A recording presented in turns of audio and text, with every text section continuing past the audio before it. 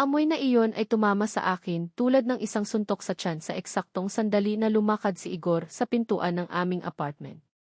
Hindi ito ang amoy ng bagong sabon na binili niya sa Lithuania o ang nalalabi ng murang air freshener na naiwan niya sa kotse. Ito ay isang bagay na masyadong pamilyar, naghihirap, isang pabango na hindi kabilang sa aming gawain. Natigil ito sa kanyang shirt tulad ng isang hindi nakikita na mansa, isang tahimik na patunay na hindi ko nais na makita. Nang yakapin ko siya, naramdaman kong panahunan ang aking katawan. Bagong pabango? Tanong ko, naglalakad palayo na may sapilitang ngiti. Kumurap siya, malinaw na kinuha ng sorpresa. Hindi dapat ito ang driver ng taxi. Ang mga maliliit na sticker ng puno ng pin na kanilang nakabitin sa kotse, alam mo. Mansi sila tulad ng impyerno. Tumango ako na parang may katuturan, na parang sa huling 2 oras hindi ko nasuri ang bawat larawan sa Instagram ni Olga, lalo na ang selfie sa Jelenjik Beach na may caption, nag-reboot lamang. Ako lang at ang dagat.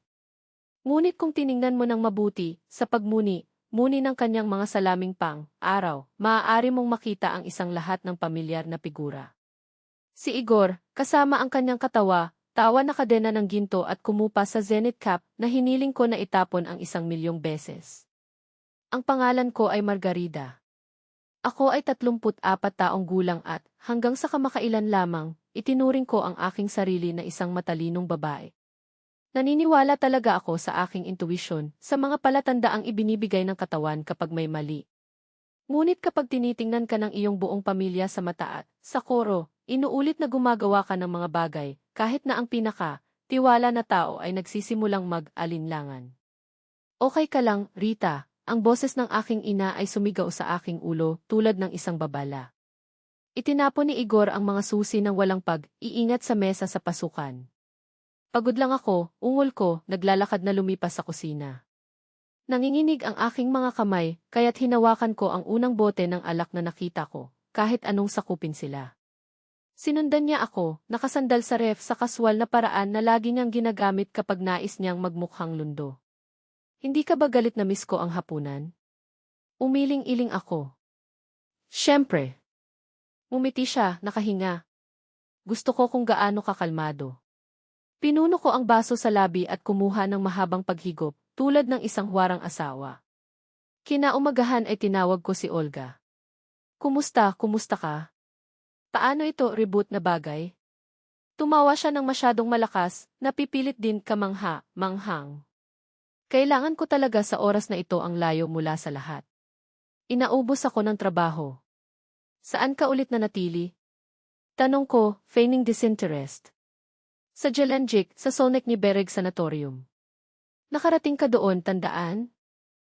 Ito lang, tingnan, sa isa sa mga larawan mayroong isang tao sa background na mukhang Igor. Katahimikan.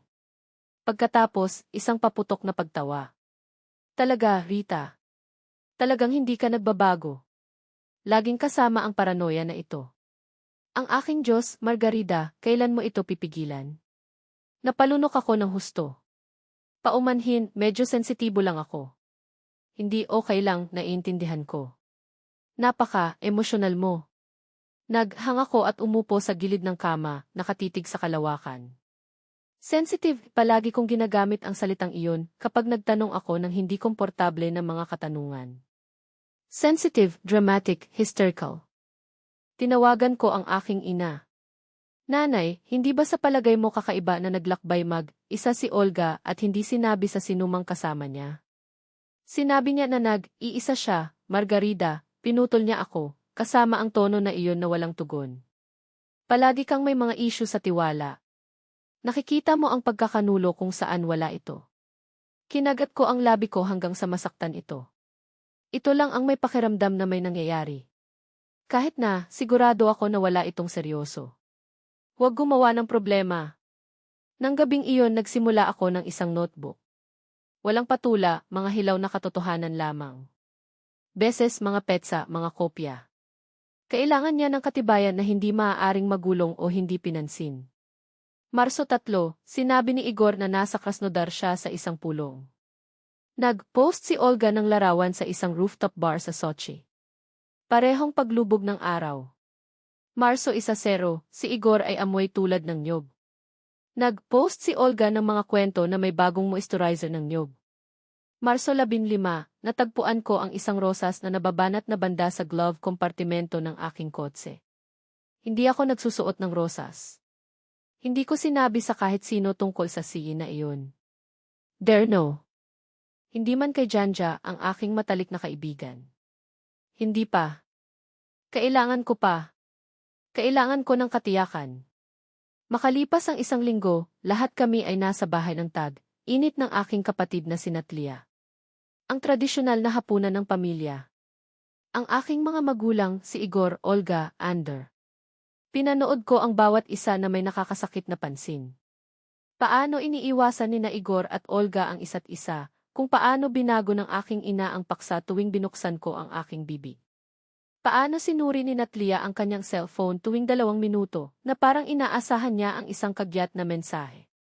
Napakatahimik mo, puna ng aking ama, na ipinasa ang mashed patatas. Pagod lang.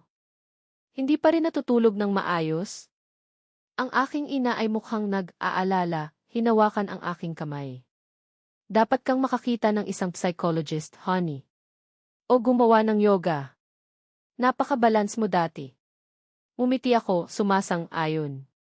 Tama ka. Tumingin sa akin si Igor sa mga patagilid, sinusubukan na matukoy kung binili ko ang kwento. Pagkatapos ng hapunan, pinatawad ko ang aking sarili at pumunta sa banyo. Bukas ang pitaka ni Olga sa counter. Sumilip ako sa loob. Lipstick, keys, isang crumpled hotel voucher. Jelenjik. 2 gabi. Silid, tulugan na may dobleng kama. Kinuha ko ang lahat. Ibalik ang lahat sa lugar nito at naiwan na parang walang nangyari. Sa gabi, nag-text ako kay Janja, kailangan nating makipag-usap. Tumawag siya kaagad. Ano ito? Sa palagay ko niloloko ako ni Igor. Katahimikan. Sa sino? Nag-atubili ako. Kasama si Olga. Isa pang katahimikan. Pagkatapos, Rita, alam mo kung paano iyon tunog. Alam ko. Ngunit may patunay ako. Katibayan o hinala? Sa ngayon, mga hinala. Ngunit makakahanap ako ng patunay. Naghang ako at nanatili sa dilim, nag-scroll muli sa Instagram ni Olga. Pinalaki ko ang larawan ng beach. Sa oras na ito, malinaw ang pagmuni, ang zenith cap, ang chain, ang profile. Nag-click ang lahat. Save ko ang imahe sa isang folder na tinatawag na katotohanan. Hindi ako baliw. Hindi ako isang hysteric. Sila ang mga napakahusay sa pagsisinungaling. Kinabukasan, ipinakita ko kay Olga ang cellphone, kasama ang larawan na pinalaki mismo sa harap ng kanyang mukha. Ano yun? Tanong niya, nahati ang kanyang mga labi. Sinabi mo sa akin. Tinitigan niya ang imahe, baso, ang figure sa likuran niya. Ang mukha ay nagkalat. Hindi siya. Sigurado ka ba? Dahil ang cap na ito ay pareho sa isang Igor na nagsusuot, ang sinabi niya ay good luck. Baliw ka. Bumalik siya na parang sinampal ko siya. Palagi niyang ginagawa iyon, nag-imbento ng mga bagay at kinalagkad ang lahat. Nagtatanong lang ako. Hindi inaakusahan mo ulit ako. Mayroon ka bang ideya kung gaano ako nagtrabaho upang mapagbuti ang aming relasyon? At ngayon ito. Tumawid ako sa aking mga braso. Nagpunta ka ba sa Jelenjik kasama ang aking asawa? Hindi ako. Sumigaw siya sa pagitan ng luha. May sakit ka, Daisy. Kailangan mo ng tulong. Tumawa ako ng walang kahulugan. Ito ay mayaman na marinig ito mula sa isang babaeng nagsinungaling habang umiiyak. Umalis siya, sinampal ang pintuan ng husto na ang baso sa aparador ay nanginginig. Tumayo ako sa gitna ng silid, ang aking puso ay karera, nanginginig ang aking mga kamay, hindi sa pag-aalinlangan, ngunit may galit. Sa gabi, nakilala ko si Janja sa Mumu, malapit sa subway. Dumulas siya sa sopa sa tapat ko, pinag-aaralan ang aking mukha. Mukha kang kakila, kilabot. Hindi ako natutulog. Hinawakan ko ang cellphone. Siya ay nag-dahon sa pamamagitan ng mga larawan, ang mga kopya, ang mga petsa, resibo ng hotel. Fuck, bulong niya. Pangit. Hulaan kung ano ang iniisip ng aking pamilya. Sinabi ko, mapait. Na freaking out ka. Humigop siya ng kape pagkatapos ay nakasandal. Kailangan mo ng konkretong katibayan. Hindi mga mumo, isang buong tinapay. Hindi ko alam kung saan kukuha ito, ngunit may contact ako. Isang dating opisyal ng pulisya mula sa Dibisyon ng Ekonomiya. Ngayon ay nakikipagtulungan siya sa mga pribadong pagsisiyasat, pangunahin ang mga cybercrimes, ngunit naiintindihan niya ang ganitong uri ng bagay. Siya ay mapagkakatiwalaan. Itinaas ko ang kilay ko. Seryoso. Sa palagay mo ba ay magbiro ako tungkol doon? Ganyan ko nakilala si Mikhail. Nagpakita si Mikhail Viktorovich sa aking pintuan makalipas ang 2 araw.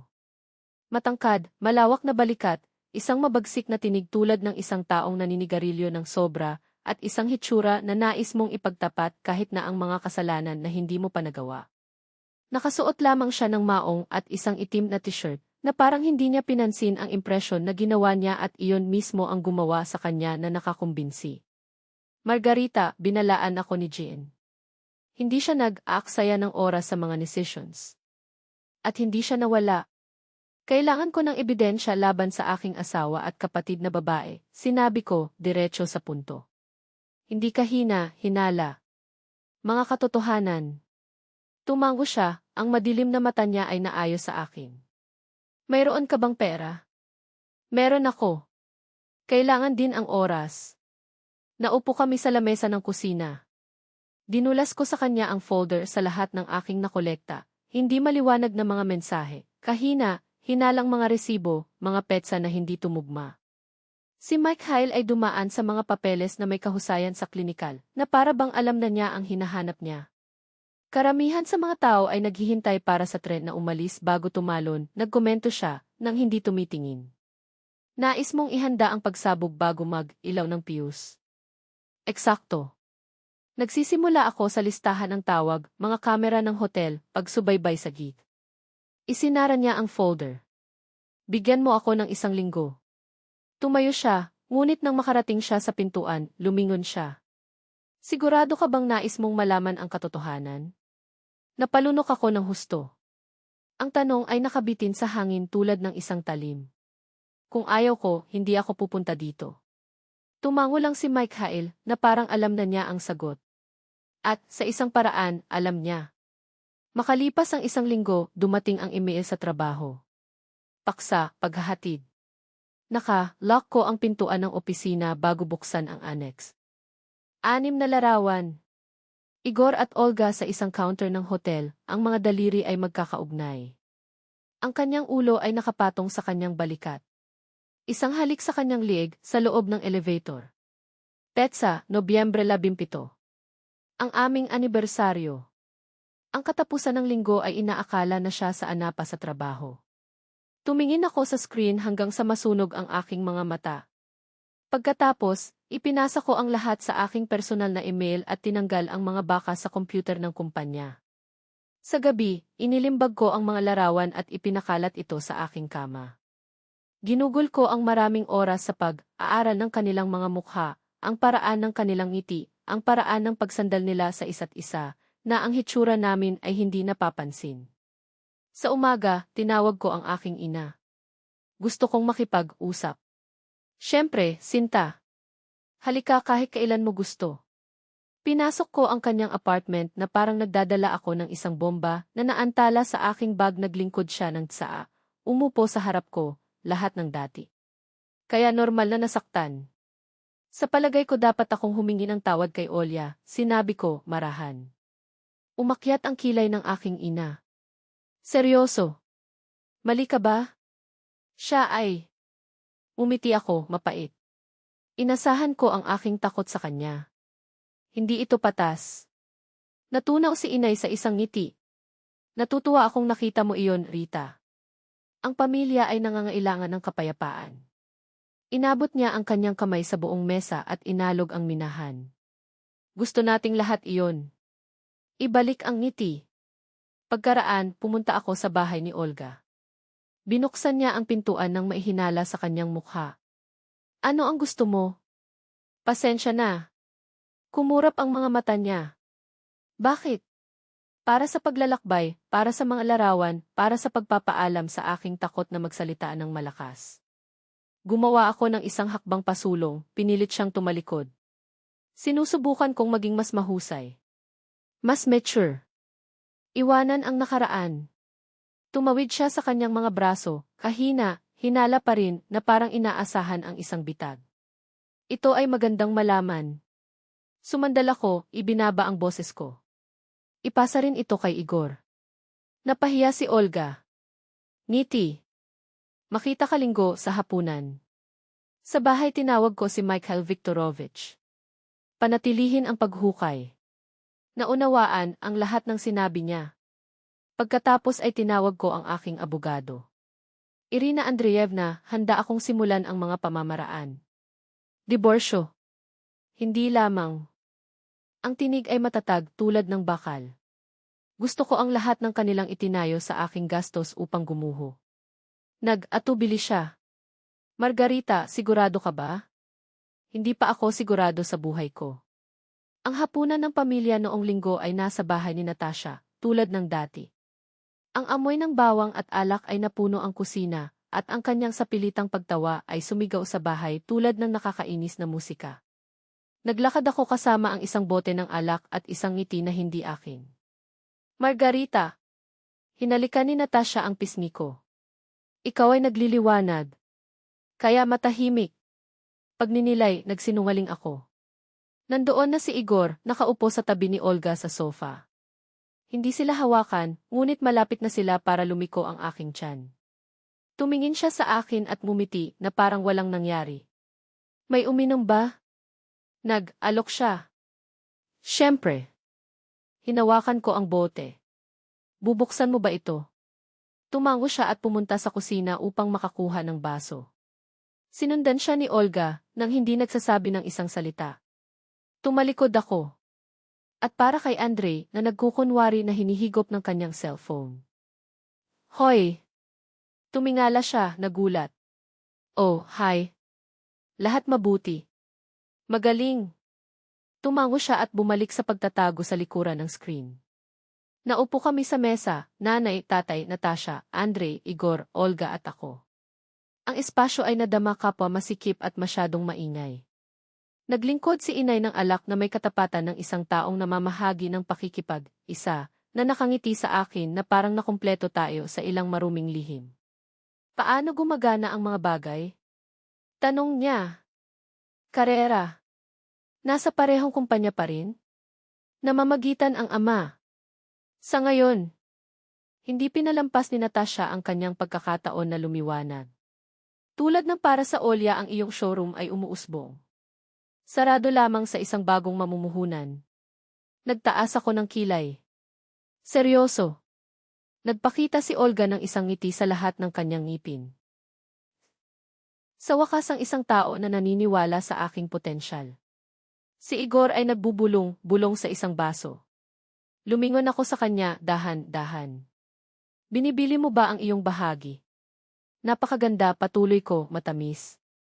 Inaasahan kong mapagkakatiwalaan ang mamumuhunan. Siyempre ito ay, sabi ni Olga, iniiwasan ang aking tingin. Naghintay ako ng dessert na itakda ang kawit. Marami na akong iniisip, sabi ko, na ibinaba ang aking tinidor. Tungkol sa kapatawaran. Katahimikan. Ang mabuti ay nag-vent. Sa palagay ko ay masyadong malupit ako. Napakakahina, hinala. Umiti ako, malungkot. Gusto kong ayusin ang mga bagay. Napaka-adult na desisyon na aprubahan ang ama. Tinakpan ni Igor ang aking kamay sa kanyang. Ang kanyang balat ay parang isang kakaiba, halos kasuklam-suklam. Ipinagmamalaki kita. Pinayagan ko ito. Salamat. Pagkatapos ay lumingon ako kay Olga. Pinatawad kita. Nagyelo siya. Patawarin mo ako kung bakit. Tinagilid ko ang ulo ko. Alam mo, kinakabahan si Natasha. Naisip ko na dapat. Hindi. Sapat na sa pagpapanggap. Pagod na ako sa kasinungalingan. Tumawa si Olga nang makulit. Rita, nanunumpa ako na wala akong ideya kung ano ang iyong pinag-uusapan. Sumandal ako sa upuan. Pinatawad kita sa pakikipagtalik sa aking asawa. Ang katahimikan na tulad ng libingan. Nag-choke si Igor. Ang hindi nakakatawa. Hindi ako nagbibiro. Tumayo si inay, maputla. Margarita, itigil mo na ito. Hindi okay lang. Ngumiti. Tinanggap ko na. Tila nais ni Itay na mawala sa sahig. Inilibing ni Andre ang kanyang mukha sa kanyang plato. Gusto ko lang magpatuloy, patuloy ko. Walang mga lihim. Umiling-iling si Igor. Ito ay walang katotohanan. Sumasang-ayon ako. Tumayo ako, pinalaki ang baso. Toast sa pamilya. Sa mga nagsisinungaling sa iyo ng isang ngiti sa kanilang mukha. Nababagsak ko ang baso ko laban kay Olga. Hindi siya gumalaw. Nang matapos ang hapunan, hinila ako ni nanay. Ano ang ginagawa mo? Nagsasabi ng totoo. Pinapalala mo lang ang mga bagay. Lumapit ako, ibinaba ang aking boses. Gaano katagal mo kilala? Higpit siya.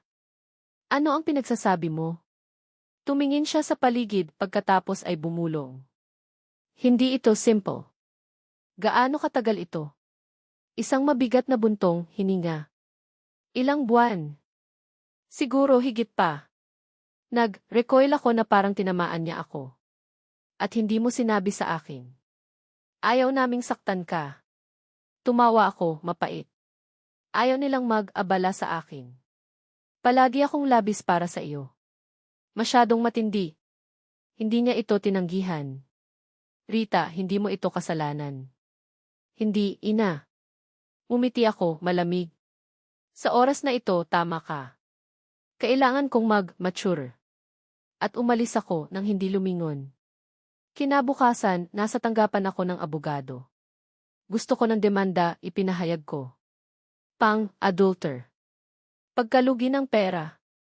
Nagtaas ng kilay si Irina Andreevna. Mayroon ka bang patunay? Ginagawa ko ito. Gumugol kami ng maraming oras sa mga dokumento, linya ayon sa linya. Pinirmahan ko ang bawat pahina gamit ang isang matatag na kamay. Sa gabi tinawag ko si Mikhail Viktorovich. Kailangan kita upang suriin ang pananalapi ni Igor. Nagsimula na ako, sagot niya. Hindi mo magugustuhan ang nahanap ko. Sabihin. Siya ay nag-atras ng pera mula sa iyong magkasanib na account. Paglilipat sa cities ni Olga. Bumagsak ang puso. Magkano?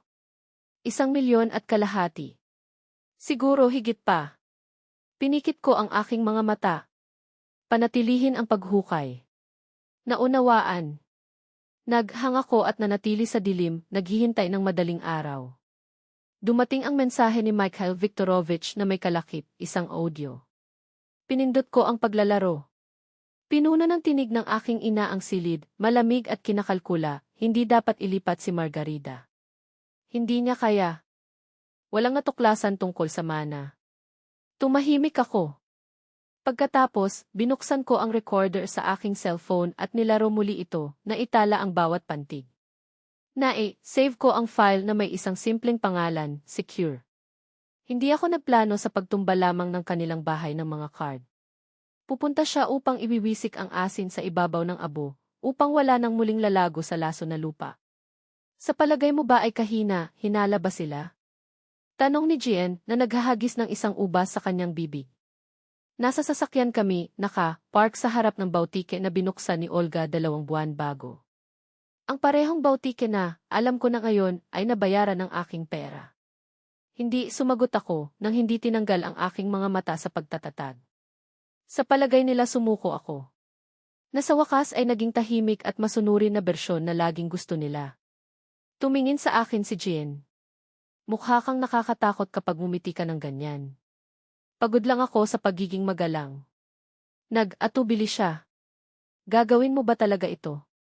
Ibinigay ko sa kanya ang cellphone. Makinig. Pinindot ni Jean ang paglalaro. Ang boses ng aking ina ay sumigaw muli sa loob ng kotse, hindi maipapahiwatig. Nanlaki ang mata niya. Seryoso. Bumulong siya, na parang ang hangin ay sinipsip mula sa kanyang baga. Ito ay tulad ng isang atake sa puso sa audio form. Hindi na itama ko, inilalagay ang telepono. Ito ay isang eksena sa krimen. Sa susunod na 3 linggo, ginampanan ko ang aking papel sa pagiging perpekto. Ang mga hapunan sa pamilya, matamis na mensahe para sa Igor, kahit na isang kathang, isip na sesyon na maitmag, asawa therapist, kung saan hinayaan ko siyang pag-usapan kung gaano kahirap na hindi maunawaan. Malakas ka, Anya, na pinalawak ang kanyang kamay sa talahanayan na parang isang premyo para sa pagtitiis ng kanyang pagtataksil. Karamihan sa mga kababaihan ay sumuko. Ngiti. Hindi ako ang nakararami. Samantala, si Mikhail Viktorovich ay walang tigil na nagtrabaho.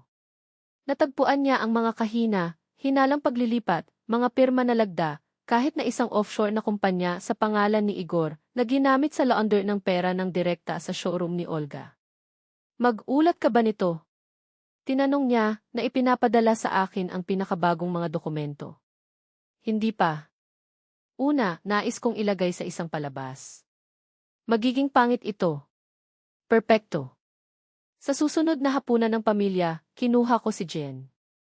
Para sa suporta, paliwanag ko. Tinutulungan niya akong muling itayo ang aking sarili. Nag-ilaw ang aking ina. Napakaganda. Mabuti na magkaroon ng isang neutral sa paligid. Umiti si Jean, matamis bilang lason. Tagamasid lang ako. Sumandal sa akin si Igor, bumulong. Mukha kang nagliliwanag kanina lamang. Dapat itong kapayapaan. Ito ay kalayaan na itama ko na may isang ngiti na hindi nakarating sa kanyang mga mata. Hindi ko ba sasabihin? Tumawa siya, nasiyahan. Ang pagpapaalam ay palayain ang iyong sarili. Tumango ako. At ang kaliwanagan ay kapangyarihan. Sa gabi, pinadalhan ako ni Mikhail Viktorovich ng isang masusing spreadsheet. Ang bawat roble na pinalabas ni Igor, bawat paglipat sa Olga, ang bawat dokumento ay sinungit. Sa ilalim, isang tala, sapat na para sa pandaraya, pagkalugi at pag-abuso sa tiwala. Pupunta ba tayo sa bangko? Tumugon ako sa isang salita. Kinabukasan, nag-book ako ng isang party room sa isang restaurant. Pribadong kaganapan, buong serbisyo. Sinabi ko sa aking pamilya na nais kong ipagdiwang ang aking kaarawan. Nais kong magkasama kaming lahat, anunsyo ko.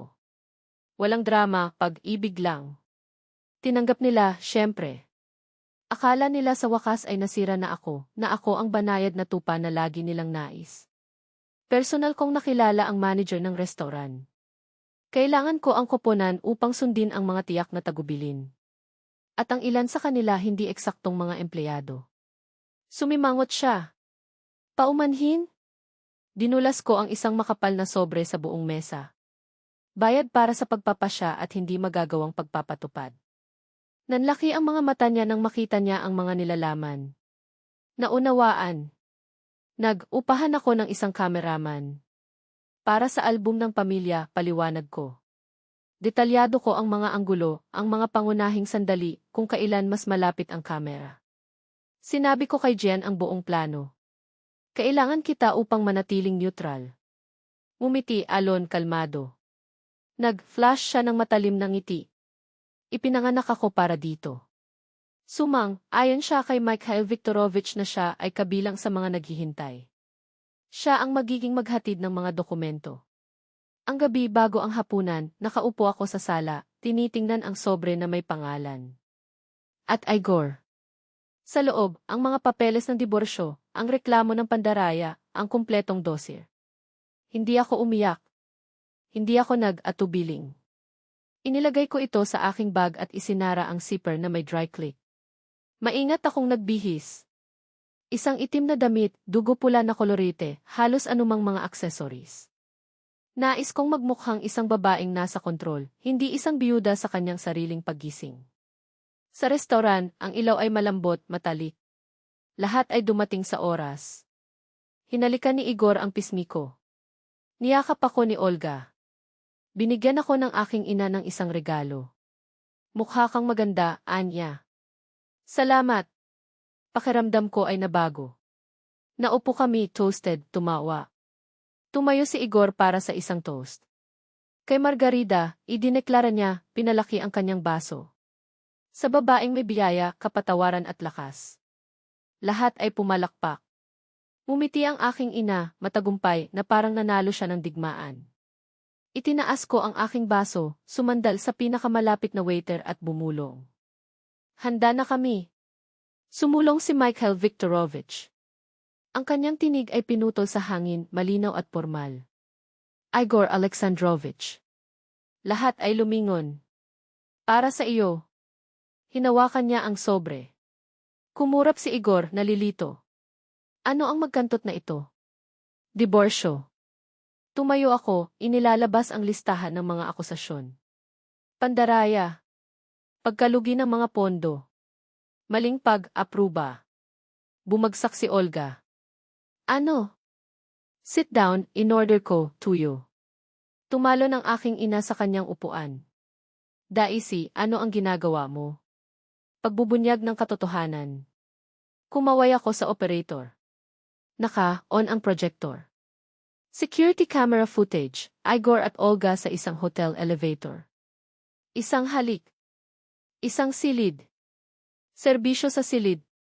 Isang murmur ang lumibot sa mesa. Pagkatapos ay dumating ang mga kopya ng paglilipat, email at sa wakas, ang audio. Pinuno ng tinig ng aking ina ang silid, hindi maipapahiwatig, hindi dapat ilipat si Margarida.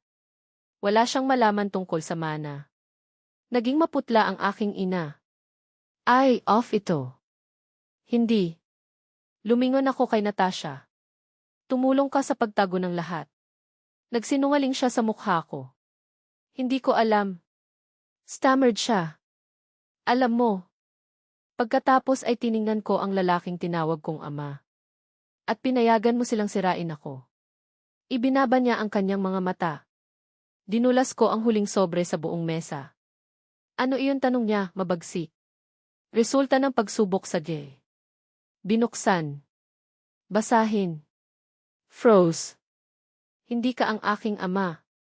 Ang aking ina ay sumigaw ng isang hiyawan. Surprise, na kumpleto ko ito.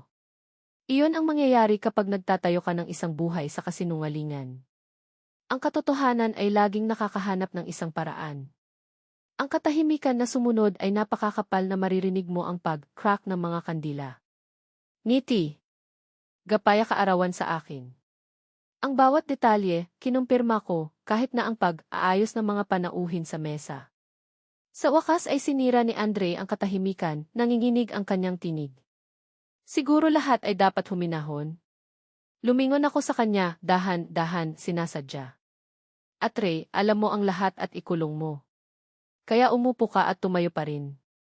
Sa likuran ko, ipinakita ng projector ang huling slide, mga pahayag sa bangko, talaan ng showroom, at isang notarized na dokumento na nagpapatunay na inilipat ni Igor ang kalahating milyong rubles mula sa aming magkasanib na account sa negosyo ni Olga. Lumingon ako sa kapatid. May utang ka sa akin ng 1,000,000 at kalahati. Umiling-iling siya, nanginginig ang labi niya. Hindi ko alam. Alam mo. Ang aking tinig ay pinutol ang hangin tulad ng isang talim. Sinabi niya na ito ay isang regalo. Ngunit alam mo, wala lang siyang pakialam. Napalunok si Igor, sumisira ang boses niya. Sinisira mo ang lahat. Bakit? Para sa katotohanan. Umiti ako, malamig. Para sa akin. Mula sa mga anino, lumitaw ang isang tao sa isang hindi nagkakamali na suite. Kumurap si Igor, nalilito. Ano ang impyerno ka? Igor Alexandrovich Volkov. Ang lalaki ay hindi ngumiti. Senior na kagawaran ng investigations ng kriminal. Mayroon kaming ilang mga katanungan tungkol sa mga pondo na inilipat mula sa account ng iyong asawa. Bumagsak ang aking ina, ang kanyang kamay sa kanyang dibdib. Tinawag mo ba ang pulis? Hindi pa. Inayos ko ang baso sa mesa. Pero nanonood sila.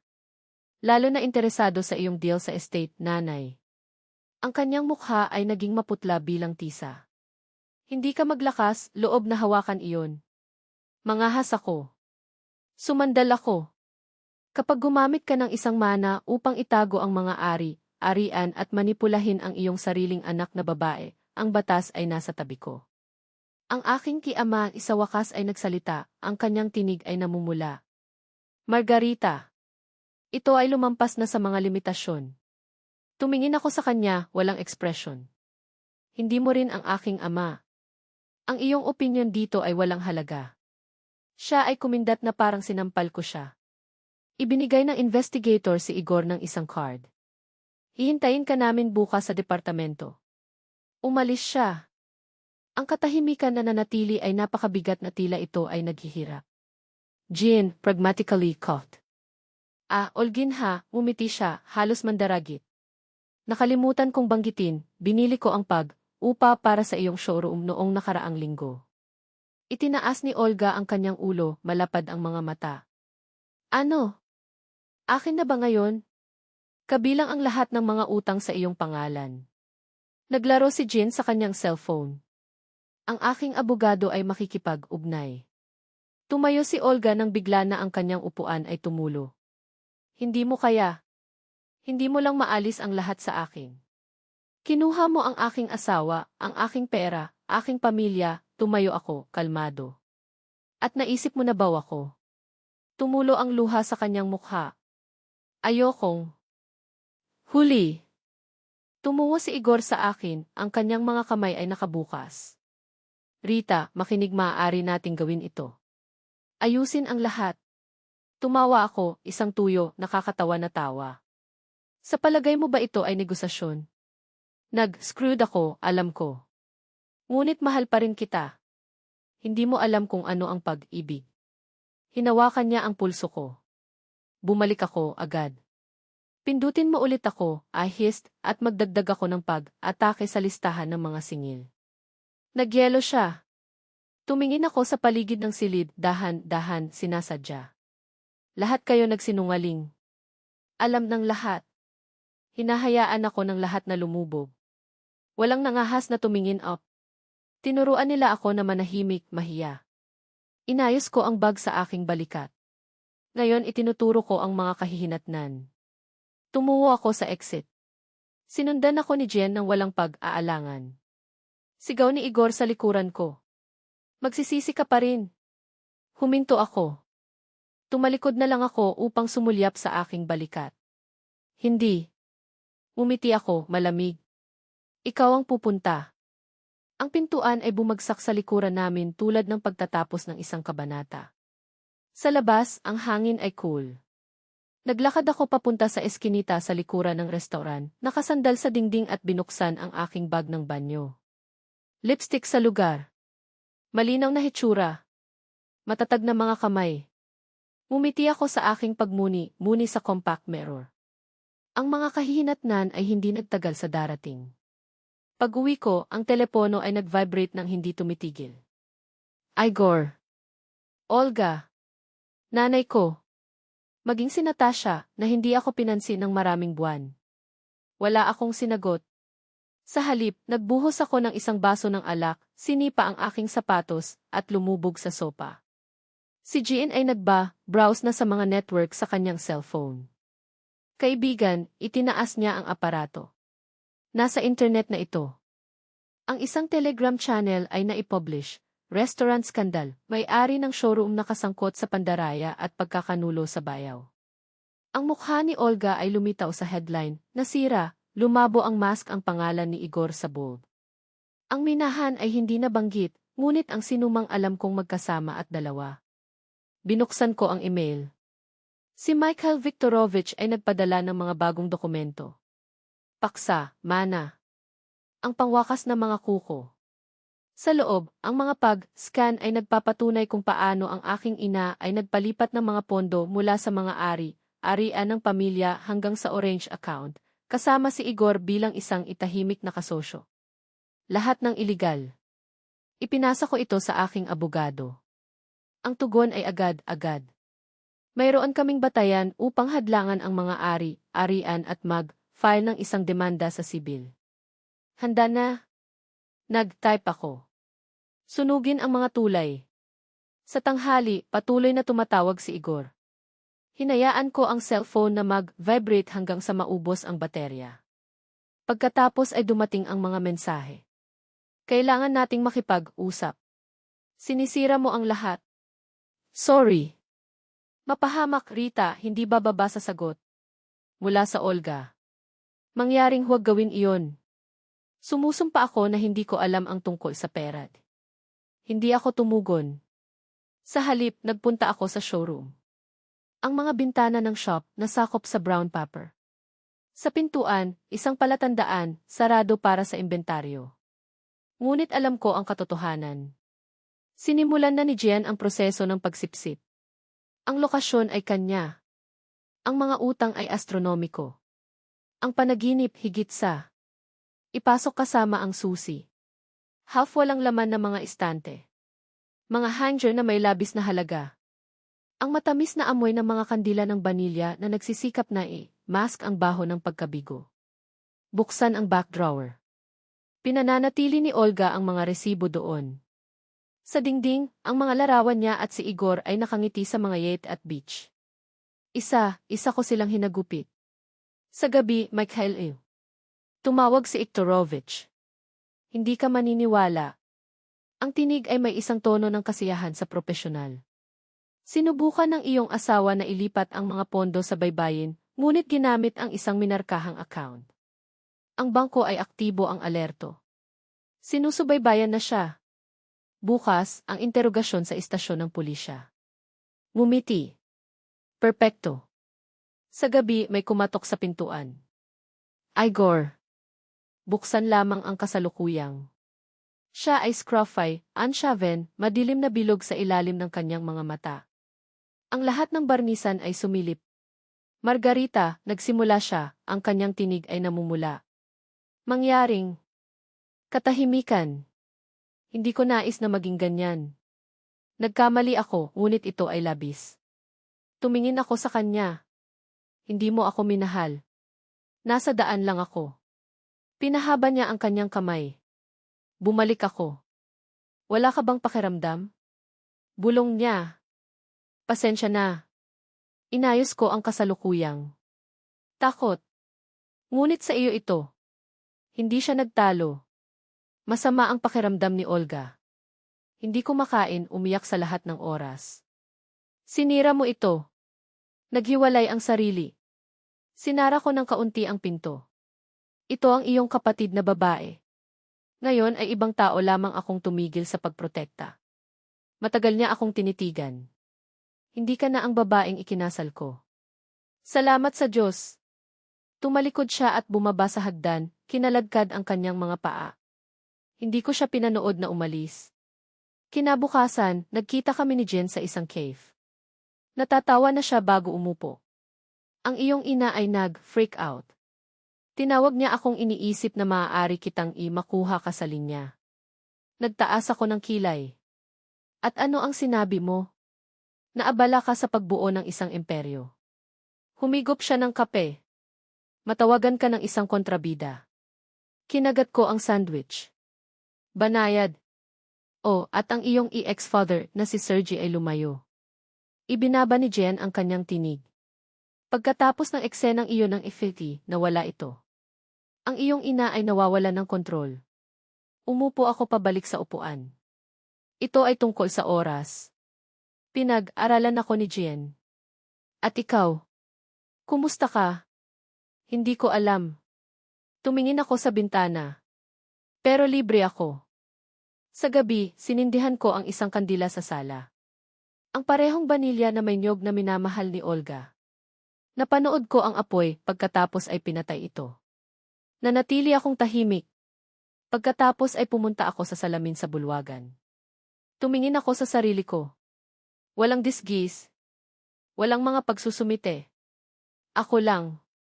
Noong Biyernes, opisyal na sarado ang showroom. Nagpadala si Jean ng larawan, mga kadena sa pintuan, isang orange na paunawa sa foreclosure sa bintana. Caption, at kaya napunta ito. Poof! Hindi ako tumugon. Napanood ko lang ang screen, pagkatapos ay pinihit ang telepono.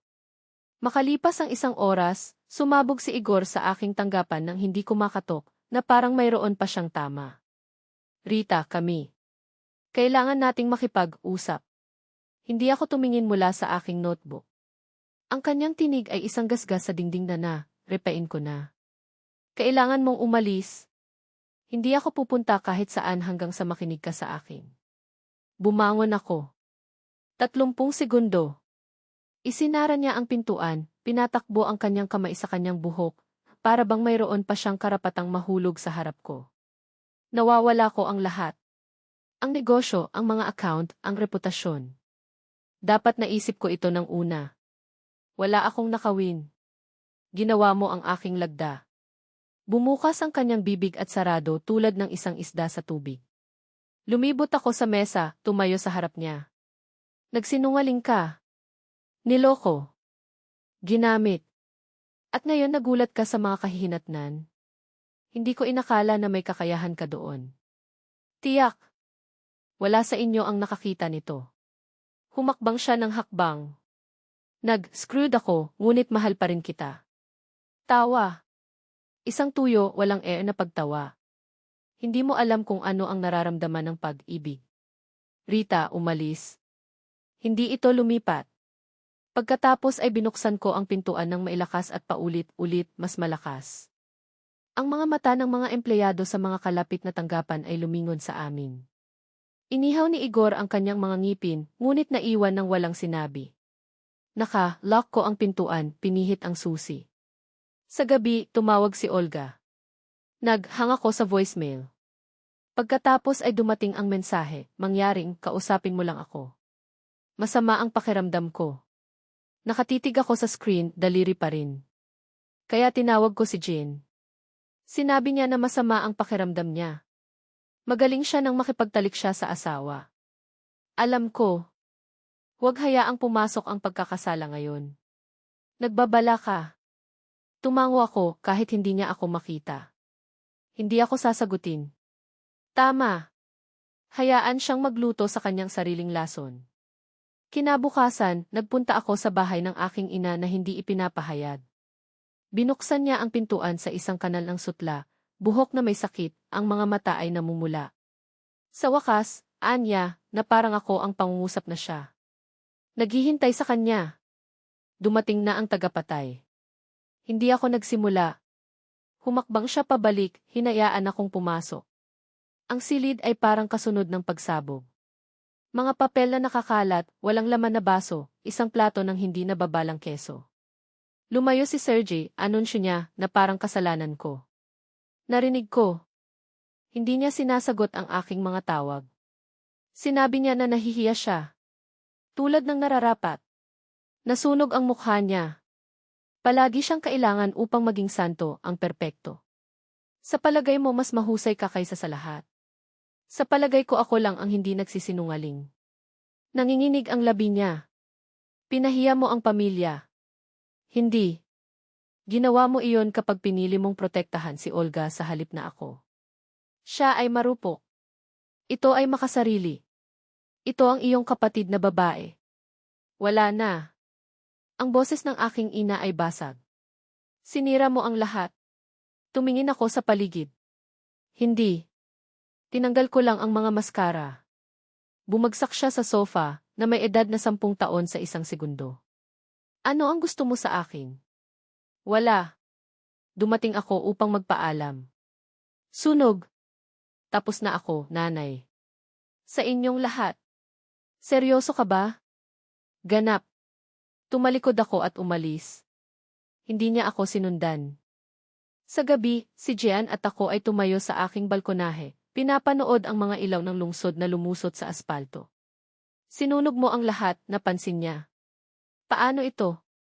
Huminga ako ng malalim na parang ito ang unang pagkakataon sa isang dekada. Umiti si Jean, halos patula. Hindi ko sinusubukan na maging patula.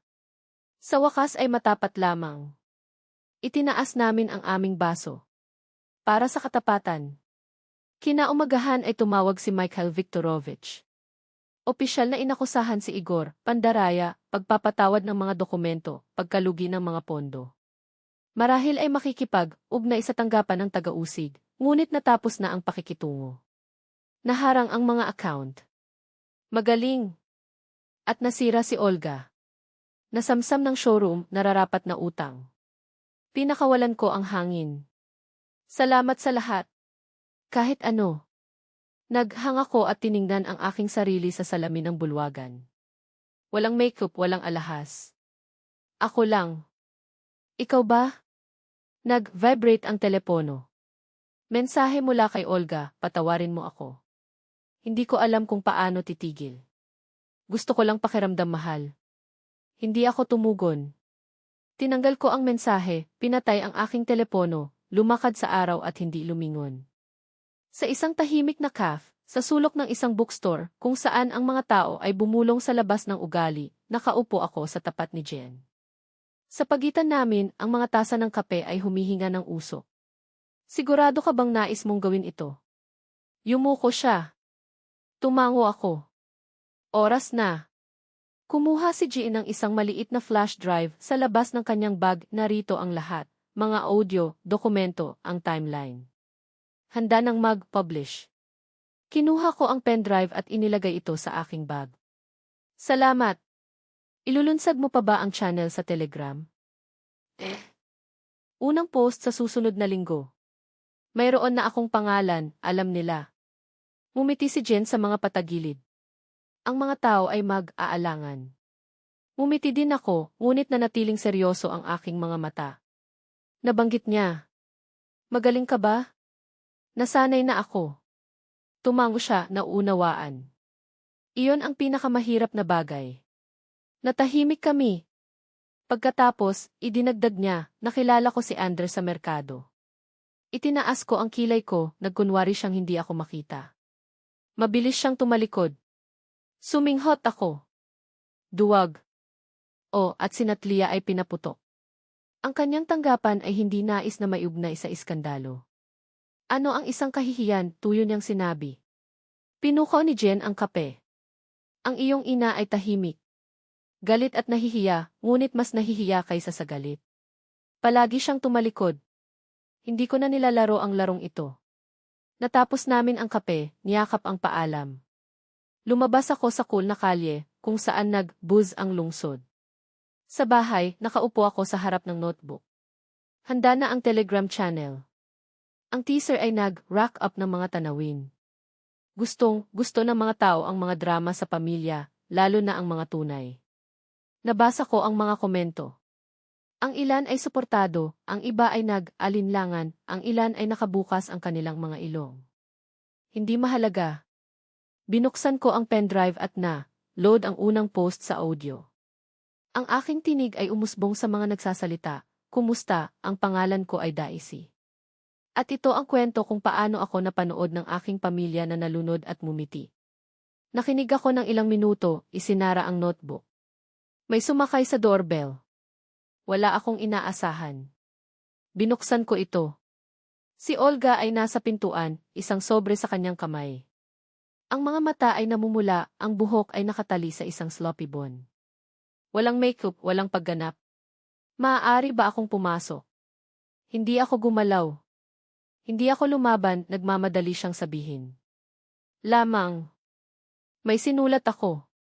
Hinawakan niya ang sobre. Kinuha ko ito, ngunit hindi ko siya inanyayahan na dumaan. Hindi ko inaasahan na basahin mo ito. Kailangan ko lang itong mailabas. Tumango ako. Tumalikod siya, dahang lumakad sa mga hakbang. Sinara ko ang pinto. Ang sobre ay nanatili sa mesa. Tiningnan ko siya na parang maaaring sumabog siya. Pagkatapos ay kinuha ko ito, pumunta sa lababo, sumakit sa isang tugma. Ang papel ay nahuli ng apoy, ang mga gilid ay kulot, ang mga salita sa loob ay naging abo bago ako magbasa ng isang solo. Itinapon ko ito sa lababo, nakabukas ang gripo. Ang ilang mga katotohanan ay hindi sinadya upang mabasa. Sila ay susunugin. Kinaumagahan ay naglalakad ako ng walang telepono, walang musika. Ako lang at ang tunog ng aking mga takong sa aspalto. Dumaan ako sa lumang showroom. Ang maalikabok na mga bintana ng tindahan, ang pag-sign na nakabitin sa mga patagilid. Hindi ako tumigil. Sa parke, nakaupo ako sa isang bench at pinanood ang isang batang babae na hinahabol ang mga pigyon, tumatawa ng walang pagpigil.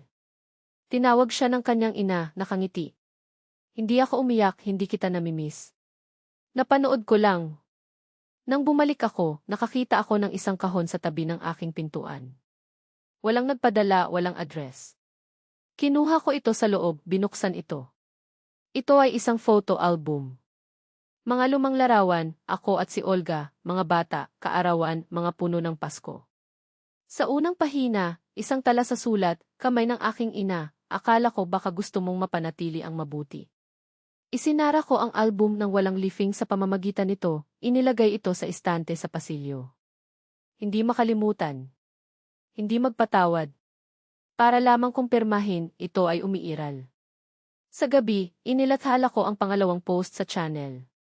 Tungkol sa gaslighting. Paano ka nag-aalinlangan sa iyong sariling katotohanan hanggang sa tumigil ka sa paniniwala kahit sa iyong pangalan?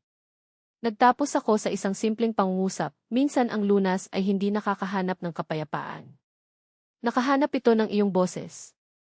Pinatay ko ang ilaw, nahiga sa kama, tinitigan ang kisam. Wala nang pagpapanggap. Walang pakiusap para sa kondisyon na pag-ibig. Walang paghuhulma sa aking sarili upang magkasya sa mga inaasahan ng ibang tao. Hindi ko kailangan ang kanilang pag-unawa, hindi ko kailangan ang paghingi ng tawad. Kailangan ko lang ng kalayaan. At ngayon malaya na ako. Ngunit hindi ito tungkol sa kanila. Hindi kailanman. Kung ang mga salitang ito ay sumasalamin sa iyo, kung ang anumang parirala dito ay dumidikit sa iyong mga buto tulad ng isang kawit, huwag panatilihin ito sa iyong sarili. Ibahagi. Hindi para sa akin, para sa iyo. Sapagkat mayroong isang tao, sa isang lugar, na kailangang marinig ng eksakto ngayon, kahit na hindi pa nila alam ito. Ang isang tao na yumuko pa rin upang hindi kumuha ng labis na puwang, na naglunok ng luha sa banyo sa trabaho, na inulit ang isiguro pinalalaki ko, tulad ng isang mantra. Hindi ka nag-iisa. Hindi siya nag-iisa. At kung nais mong sabihin sa akin kung saan ang boses na ito na ngayon ay tumataas ay nagmula, maging mula sa isang maliit na apartment sa São Paulo, mula sa isang maliit na bayan kung saan alam ng lahat ang lahat sa loob ng Minas Gerais, mula sa isang hostel sa Lisbon o mula sa isang silid ng mag-aaral sa Berlin ng 3:00 ng umaga. Hindi ito walang imik na pag-usisa. Gusto kong malaman, sino pa ang nakakagising? Ilang taon ka na? Hindi mahalaga kung ito ay 19 o 52. Ang mahalaga ay iyon, sa isang lugar sa pagitan ng agahan at hindi pagkakatulog, na pagpasyahan mong hindi nahayaan ang sinuman na kumbinsihin ka na ang iyong sakit ay isang imbensyon. Ang iyong galit, pagmamalabis. Ang iyong pag-ibig sa sarili, pagiging makasarili. Iwanan ang iyong landas. Natagpuan namin ang aming sarili sa pagitan ng mga linya.